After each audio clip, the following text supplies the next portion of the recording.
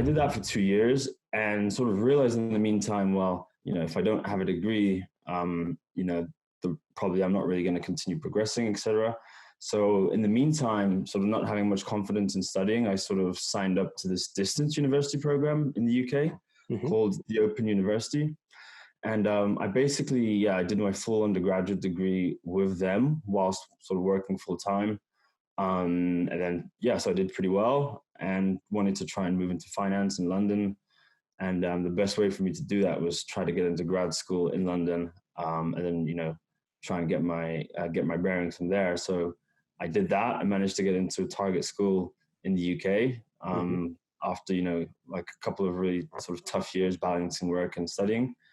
And from there, I did grad school there, economics, and then joined a sort of medium-sized US asset manager.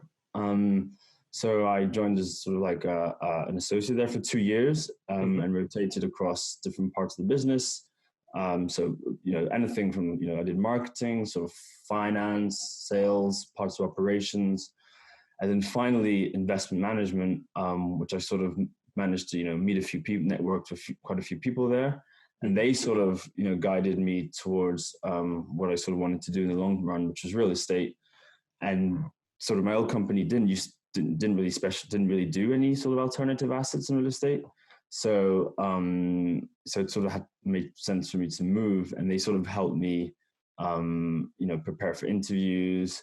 The company you were at helped you prepare? The company I was at. So basically just a few people who just basically like mentored me in a way. And then, I applied to quite a few firms, and, it was quite, got a lot of rejections. And then, it was difficult, but I finally did make it. And so I've now been working as a fund manager assistant on the global real estate securities desk.